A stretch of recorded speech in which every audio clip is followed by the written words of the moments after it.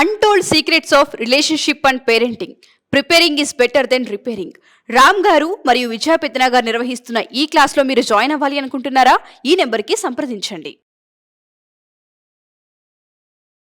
ఏదైతే కోపంలో మాట జారుతూ ఉంటుంటామో అవి ఎటువంటి ఇంపాక్ట్ని చూపించే అవకాశం ఉంటుంది అంటారు? ఇంటెన్షనల్గా అనొద్దు అనుకున్నవి కూడా కోపంలో బాణాల్లాగా దూసుకొచ్చేస్తూ ఉంటాయి.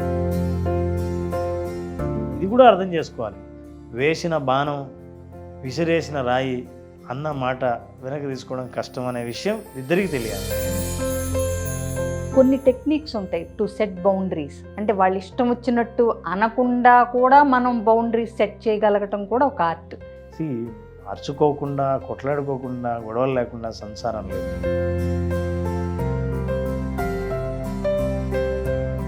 నమస్తే రామ్ సార్. నమస్తే విజయ పెద్దన గారు. నమస్తే ఉషా. తాకట్టులో ఉన్న బంగారాన్ని విడిపించి ఆ రోజు ఆన్లైన్ రేటుకే మేము కొంటాం. Sharma gold company. ఒక రిలేషన్లో కనుక మనం తీసుకుంటే కోపం వచ్చినప్పుడు అన్కంట్రోల్ అయిపోతూ ఉంటుంటాం. ఏది పడితే అది మాట్లాడేస్తూ ఉంటాం. నీ వల్ల పెద్ద ఉపయోగం లేదు అని, నీ వల్ల చాలా నష్టపోయామని, నువ్వు వచ్చిన తర్వాత ఇవి స్టార్ట్ అయ్యాయని. అది హస్బెండ్ అండ్ వైఫ్ అవ్వచ్చు, అత్త కోడల మధ్య అవ్వచ్చు, ఇద్దరు ఫ్రెండ్స్ మధ్య అవ్వచ్చు, బిజినెస్ పార్ట్నర్స్ మధ్య అవ్వచ్చు. ఏదైతే కోపంలో మాట జారుతూ ఉంటుంటామో అవి ఎటువంటి ఇంపాక్ట్ని చూపించే అవకాశం ఉంటుంది అంటారు? మళ్ళీ వాటిని సరి చేసుకునే ప్రయత్నం ఉంటుందా? జనరల్గా చాలాసార్లు రెండు రకాలు ఉంటాయి. అంటే కొన్నిసార్లు వాళ్ళు ఇంటెన్షనల్గా అనొద్దు అనుకున్నవి కూడా కోపంలో బాణాల్లాగా దూసుకొచ్చేస్తూ ఉంటాయి. నీ వల్ల నాకేం ఉపయోగం లేదు అంటే ఇవి ఎక్స్పెక్టేషన్స్ కూడా ఉంటాయి వాళ్ళకి. అన్మెట్ ఎక్స్పెక్టేషన్స్ అవి ఉంటాయి.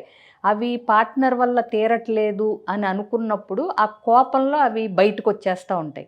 కొంచెం నిదానించితే కనుక వీళ్ళకి చాయిస్ ఇచ్చి, మీ భర్తని భార్యని నీకు 2 నిమిషాలు టైం ఇస్తున్నావు, నువ్వు ఎలా తోలనాడతావు, ఎలా దుర్భాషలాడతావు, ఎలా తిడతావు అని 2 నిమిషాలు టైం ఇచ్చినప్పుడు నిజంగా వాళ్ళు అవన్నీ అనరు. ఎందుకంటే ఇక్కడ 2 నిమిషాల్లో కూర్చుని ఇది అనొచ్చా అంటే కామన్ సెన్స్ పనిచేస్తూ ఉంటుంది.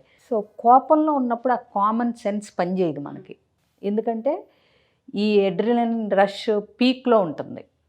ఎందుకంటే కోపం వచ్చినప్పుడు మంచి స్ట్రెస్లో, ఫ్రస్ట్రేషన్లో, చిరాకు, విసుగు అన్ని పీక్స్లో ఉంటాయి. అట్లాంటప్పుడు ఫిజియలాజికల్గా లోపల కూడా ఏంటంటే స్ట్రెస్ హార్మోన్స్ రిలీజ్ అవుతాయి, హ్యాపీ హార్మోన్స్ కాదు.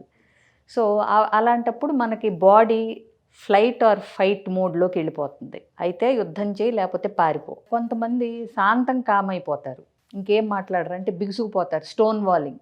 ఇక నువ్వు ఎన్నన్నాను అసలు నన్ను కాదు పో అన్నట్టు ఉంటారు.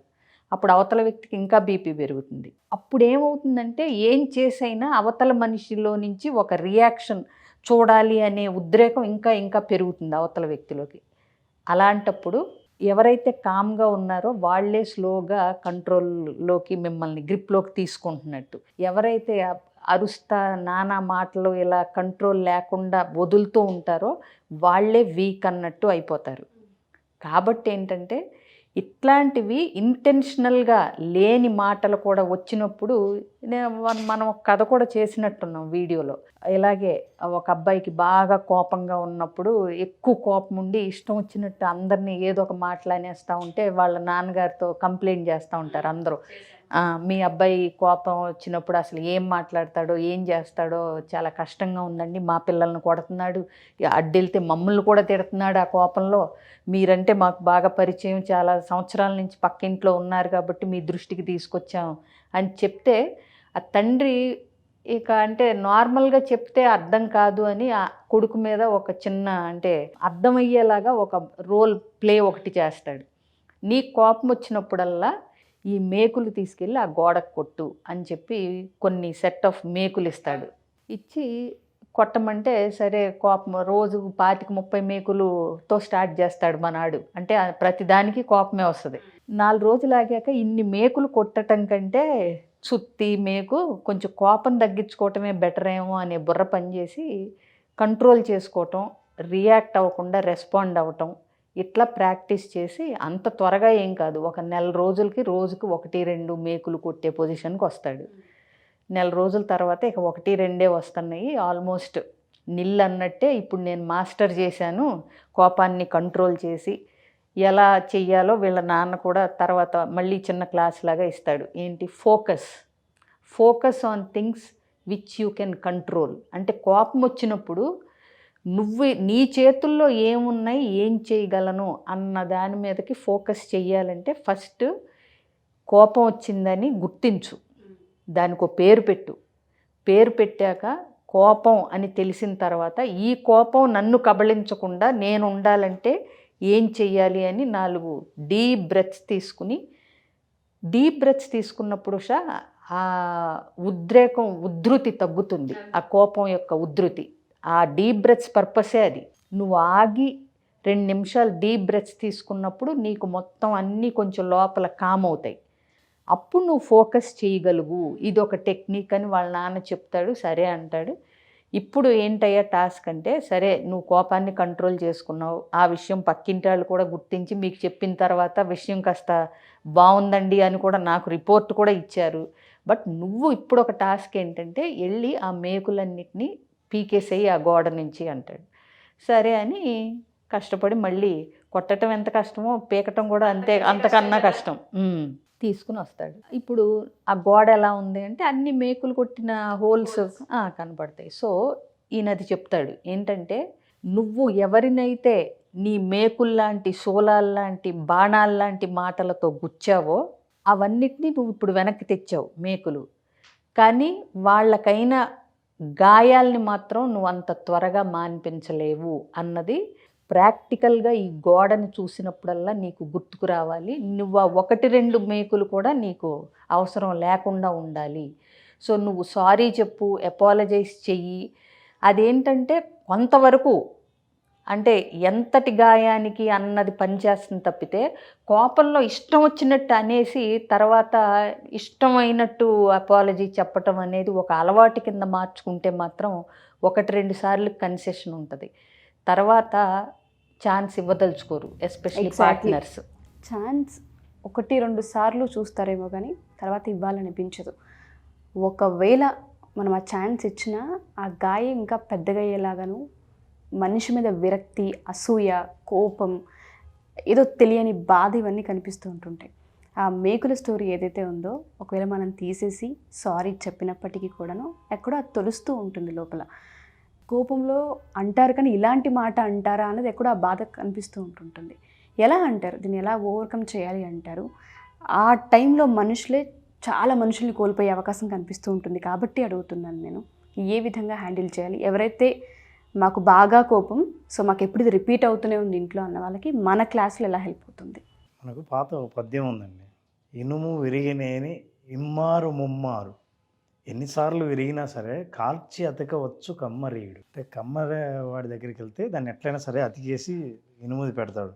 మనసు విరిగినేని చాలా కష్టం దాన్ని అతికించడం అని. ఇంపాసిబుల్ ఏం కాదు, మనం అది ఇంకా అసంభవం అని మాత్రం మనం చెప్పట్లేదు. కానీ విరగ్గొట్టే ముందు దీన్ని అతికించడం చాలా కష్టం అన్న విషయం మీకు తెలిస్తే గ్రహించగలిగితే జాగ్రత్తగా ఉంటారు. ఎగ్జాక్ట్లీ. అయితే ఎప్పుడు విరుగుతుంది? మనస్సు విరగడం అంటారు తెలుసా? మనస్సు అంటే ఏంటో తెలుసా? ఇక్కడ అహం అని. మీరు అన్న మాటలకు శక్తి లేదు. ఇప్పుడు నేను ఏదైనా గోడల దగ్గరికి వెళ్ళి గోడ పగలగొట్టాలంటే నేను ఎన్ని మాటలన్నా గోడ పగలదు, ఎందుకంటే మాటలకు శక్తి లేదు. కానీ నేను మిమ్మల్ని అన్నప్పుడు మీ అహాన్ని మీరు అడ్డు పెట్టినప్పుడు ఆ అహం మాటలకి శక్తి వచ్చి ఆ అహం పేలిపోతుంది. సో మనిషికి దెబ్బతినేది అహమే మాటలు అన్నప్పుడు. సో నేను ఫస్ట్ అసలు ఆ అహాన్ని ముందు పెట్టకూడదు అనుకున్నా మీరు బాధపడరు, లేదా నేను మాట్లాడే మాటలు మీ అహాన్ని దెబ్బతీయాలని నేను అనుకోకపోయినా మీకు బాధ కలగదు. దురదృష్టవశాత్తు రిలేషన్షిప్లో మాట్లాడుతున్నప్పుడు ముందుగా అహాన్ని ముందు పెడతారు. ఇదే మాట నేను నా స్నేహితుడిని అంటే అంత బాధపడకపోవచ్చు, అదే వ్యక్తినే మిమ్మల్ని ఇంకో సందర్భంలో అంటే బాధపడకపోవచ్చు. కానీ సందర్భాన్ని ఎరిగి మాట్లాడితే ఏ మాట మనిషికి నేరుగా మనసుకు తగిలి గాయపరుస్తుందో, ఈ సన్నివేశం అయిపోయిన తర్వాత కూడా మళ్ళీ ఆ గాయం గుర్తుంటుంది, ఆ గాయాన్ని గుర్తు చేస్తారు. ఇందాక విజయ గారు మంచి స్టోరీ చెప్పారు. సో నేను మేకులు అయితే అన్నీ పీకావు కానీ అక్కడ అన్ని అతుకులు బతుకులు అట్లే ఉంటాయి. ఈ అతుకు జీవితాంతం ఉంటుంది. ఇంకోటి, మీకు మేకులు కొట్టిన చోట మళ్ళీ రంగేసి మొత్తం పూసినా సరే మార్క్ కనిపిస్తూ ఉంటుంది. మార్కు కనిపించడం ఒకటైతే, కనిపించకపోయినా మీకు మెంటల్గా పలానా చోట మార్క్ ఉందన్న విషయం ఇప్పుడు అంటే ఆ వ్యక్తి ఎదురైన ప్రతిసారి గతంలో జరిగిన గుర్తొస్తూ ఉంటుంది. కానీ గోడ అంటే ప్రాణం లేదు కదా. అలా గుర్తొచ్చిన ప్రతిసారి మీ బిహేవియర్లో మీ మాటల్లో తేడా వస్తుంటుంది. కాబట్టి ఇవి ఏం చేయొచ్చు అంటే మేము థెరపీలో జనరల్గా సజెస్ట్ చేసేది, ఎవరి మాటలైనా మిమ్మల్ని బాధ పెడితే తీవ్రంగా, సహజంగా ఇంట్లో జరిగేది ఏంటంటే మళ్ళీ అంతే బాధ పెట్టే మాట నేను మాట్లాడడం, రివెంజ్. నీ చేత కాదంటే నీ చేత అవునా అని అనడం సహజమే. కానీ మీరు సైలెంట్గా ఉండి ట్రీట్మెంట్ చేస్తున్నారు. సైలెంట్గా ఉండి పడమని చెప్పట్లా. వాళ్ళు అన్న మాటలు, మిమ్మల్ని బాధ పెట్టిన మాటల్ని పేపర్ మీద రాయండి. మీరు ఏమన్నారు యాజ్ ఇట్ ఈజ్ అట్లే రాయండి. ఈరోజు సద్దు మనగనివ్వండి మొత్తం. మరుసటి రోజు కూల్గా ఉన్నప్పుడు ఆ పేపర్ అన్న వ్యక్తికి చేతికి ఇవ్వండి.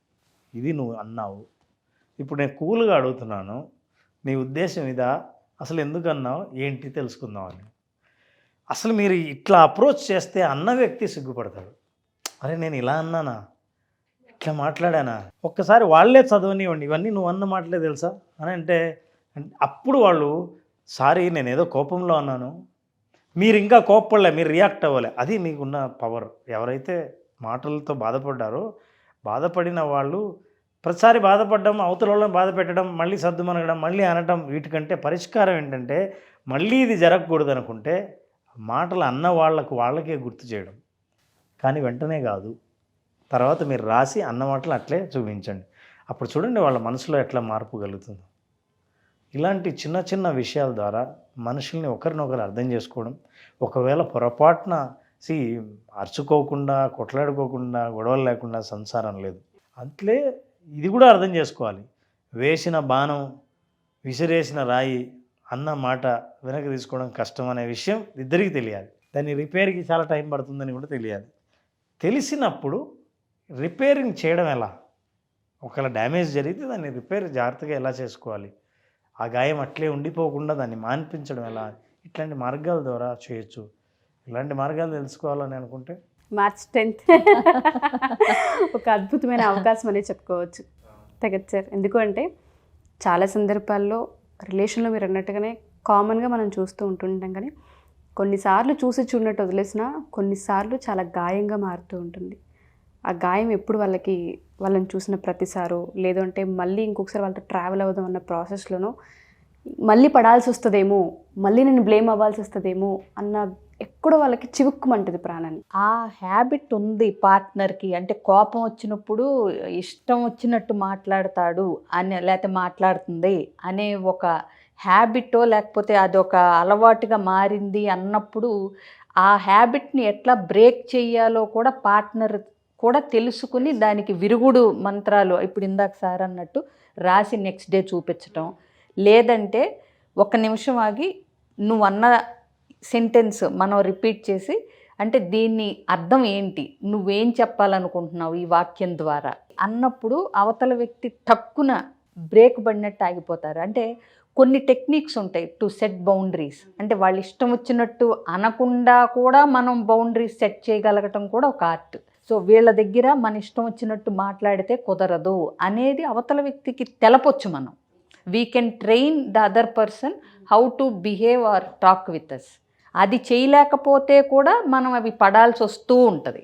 సో నాకు అది ఎగ్జాంపుల్ చాలా బాగా నచ్చింది. మీరు చెప్పిన టిప్ ఏదైతే ఉందో, ఇంకే ఒకవేళ ఒక 8 hours క్లాస్కి కనుక అటెండ్ అవుతే ఎన్ని నేర్చుకుంటారో అని అనిపిస్తుంది. సో సెషన్కి కూడా నేను కూడా అటెండ్ అవ్వాలని ప్రయత్నిస్తాను ఖచ్చితంగా. ఫ్యామిలీతో ఈగర్గా వెయిట్ చేస్తూ ఉన్నాం. Thank you so much Ram sir. Thank you Vijaya ma'am. Thank you.